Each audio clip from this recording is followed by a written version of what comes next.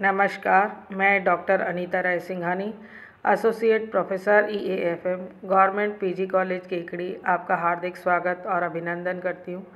आज जो चैप्टर मैंने आपके लिए तैयार किया है वो है साक्ष्यपत्र, लेटर ऑफ क्रेडिट।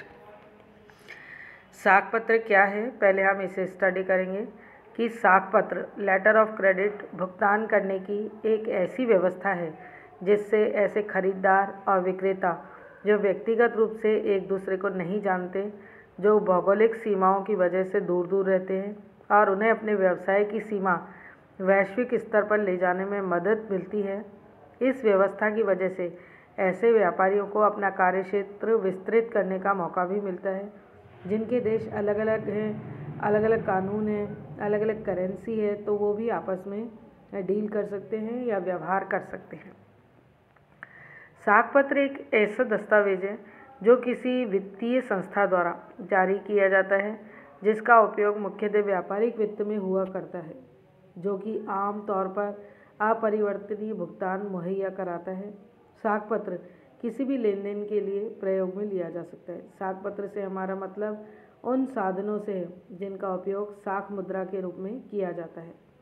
ऐसे साक्ष्यपत्र अनेक प्रकार के हो सकते हैं, जैसे चेक हो सकता है, विनिमय बिल हो सकता है, बैंक ड्राफ्ट हो सकता है, हुंडी हो सकती है, प्रतिज्ञा पत्र हो सकते हैं, यात्री चेक हो सकते हैं, पुस्तकीय साख हो सकती है या साख प्रमाण पत्र आदि कई प्रकार के साक्ष्यपत्र हो सकते हैं।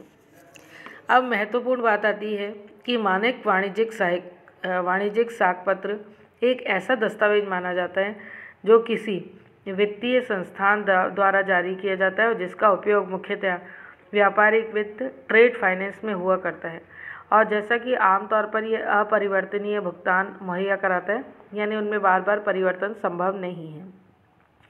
साक्ष्यपत्र किसी लेन देन में भुगतान का भी स्रोत हो सकता है। मतलब यह है कि साक्ष्यपत्र के बदले में किसी निर्यातक को किस्म के अंतर्राष्ट्रीय भुगतान या व्यापार के लेन देन कर सकता है।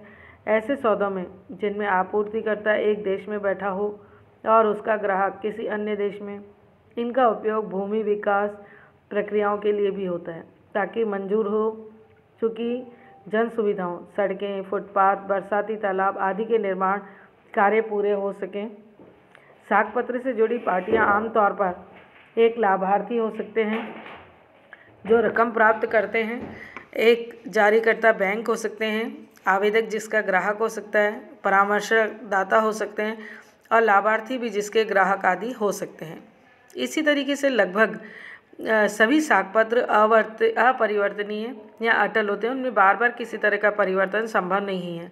मतलब ये है कि लाभग्राही, जानकारीकर्ता बैंक और तस्दीक करने वाले बैंक के बीच पूर्व करार के बिना ना तो इसमें कोई संशोधन किया जा सकता है और ना ही इसे रद्द किया जा सकता है। किसी आवेदन को संपन्न करने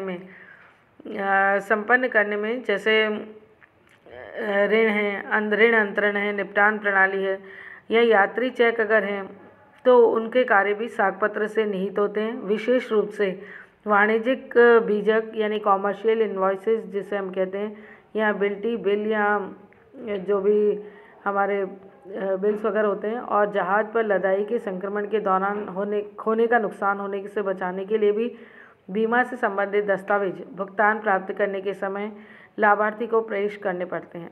बहरहाल दस्तावेजों की सूची और प्रारूप में कल्पना और समझौते की गुंजाइश नहीं होती है, और हो सकता है कि इसमें एक सदस्य और एक पक्ष के द्वारा जहाज़ पर लादे गए माल की गुणवत्ता और उसके स्थान को प्रमाणित करने वाले दस्तावेजों को इसमें शामिल किया जाता है। अब अगर हम अंग्रेजी भाषा के शब्द को देखें कि लेटर ऑफ क्रेडिट, तो यह लेटर ऑफ क्रेडिट शब्द जो है फ्रांसीसी शब्द एक्रेडिशन से आया है और जिसका अर्थ कुछ करने की क्षमता से है, जिसकी व्युत्पत्ति लैटिन शब्द एक्रेडिशन से हुई है, जिसका अर्थ है भरोसा। बिक्री के पूर्वाधिकार अनुबंध से संबंधित किसी बचाव में इसका प्रयोग होता है, और एक हद तक विक्रेता जब अपने कर्तव्यों का पालन करता है तभी साक्ष्यपत्र में निहित अपेक्षाएं पूरी होती हैं। अब साक्ष्यपत्र के तहत मांगे जाने वाले क्या क्या दस्तावेज हो सकते हैं, उनको हम स्टडी करेंगे। सबसे पहला होता है वित्तीय दस्तावेज हो सकते हैं, विनिमय बिल हो सकते हैं, सह स्वीकृत हुंडी वाणिज्यिक दस्तावेज हो सकते हैं। बीजक पैकिंग सूची नौवहन दस्तावेज हो सकते हैं। परिवहन दस्तावेज हो सकते हैं। बीमा प्रमाण पत्र हो सकते हैं। वाणिज्यिक आधिकारिक और कानूनी दस्तावेज आधिकारिक दस्तावेज आदि हो सकते हैं। इसी तरीके से लाइसेंस दूतावास द्वारा वैधीकरण के दस्तावेज, माल के मूल स्थान के प्रमाण पत्र हो सकते हैं। निरीक्षण के प्रमाण पत्र हो सकते हैं। वनस्पति स्वच्छता के प्रमाण पत्र हो सकते हैं। परिवहन संबंधी दस्तावेज लिए जा सकते हैं। इसी तरीके से लदान पत्र यानी समंदर और बहुरूपी राजपत्रित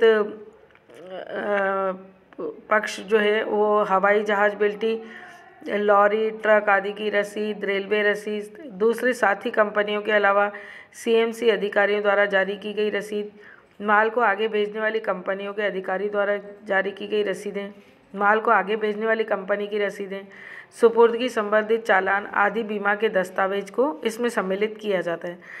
इसी तरीके से बीमा पॉलिसी प्रमाण पत्र, लेकिन कवर नोट नहीं दिया जा सकता है इसमें। साख पत्र जारीकर्ता बैंक का अपरिवर्तनीय वचन होता है, इसलिए आगम उपलब्ध होता है। लाभार्थी को उसके सौदे की रकम मिल जाती है बशर्ते साख पत्र की शर्तों में का कड़ाई से पालन हुआ हो। यूसीपी और दूसरे अंतर्राष्ट्रीय मानकों बैंकिंग प्रथा के मुताबिक अनुबंध संबंधी दस्तावेज जारी बैंक द्वारा जारी कर दी गए हों। तब यदि साख दर्शनी भुगतान साइड पेमेंट की व्यवस्था करता है, यानी कि देखते ही जिसका साख पत्र का भुगतान होता है दर्शनी भुगतान माना जाता है, उसे अनुपालित प्रस्तुतिकरण पर मौके पर ही इसका भुगतान कर दिया जाता है। जैसे ही एक पक्षकारों से लेकर के उपस्थित होता है तो अन्य पक्षकारों को उसका भुगतान तुरंत करना होता है। दूसरे तरह के हो सकते हैं आस्थगित भुगतान, डेफर्ड पेमेंट हो सकते हैं। इसके क्रेडिट की शर्तों के अनुसार भुगतान की समाप्ति की तारीख निर्धारण करने योग्य होती है। निश्चित तौर पर वचनबद्ध पक्षकार नियत तारीख को ही उसका भुगतान करता है और अनुपालित प्रस्तुतिकरण के समय ही परिपक्व होने पर उसका भुगतान संभव होता है। इसी तरीके से यदि साख जारीकर्ता बैंक द्वारा स्वीकृति की व्यवस्था करता है, जारीकर्ता बैंक से लाभार्थी द्वारा दी गई हुंडी या हुंडी और धनादेश की स्वीकृति के तहत ऐसी हुंडी की सही प्रतिलिपि के परिपक्व होने पर भुगतान हो सकता है। इसी तरीके से यदि साख किसी दूसरे अदाकार बैंक द्वारा स्वीकृति की व्यवस्था करता है, अदाकारा बैंक साख पर शर्त लगाकर हुंडी स्वीकार नहीं करता, तब लाभार्थी जारीकर्ता बैंक से परिपक्व हुंडियों के भुगतान प्राप्त कर सकता है। और फिर हुंडियों का भुगतान स्वीकार कर लिया गया हो, अगर परिपक्व होने पर भी अदाकारा बैंक द्वारा उसका भुगतान न किया गया हो, तो इसी शर्तें इसमें ध्यान रखी जाती हैं। यदि साख दूसरे बैंक के समझौते की व्यवस्था करता है, आहर्ता के शरण में लिए बगैर और अथवा प्रमाणिक धारकों और लाभार्थी द्वारा ली गई हुंडी या हुंडियों और उस साख पत्र के तहत पेश किए गए दस्तावेजों पर भुगतान मनोनीत बैंक द्वारा जैसा समझौता हो उस तरीके से किया जाता है। समझौते का आशय हुंडियों और अधिकृत बैंक, जो कि मनोनीत बैंक हो सकता है, द्वारा समझौते करने के लिए दस्तावेजों का मूल्यांकन करना, महज दस्तावेजों की जांच करके उसका मूल्यांकन किए बगैर रजामंदी किए बिना साख पत्र जारीकर्ता बैंक को भुगतान के लिए अग्रेसित कर देने पर समझौता लागू नहीं होता है। धन्यवाद। थैंक्स।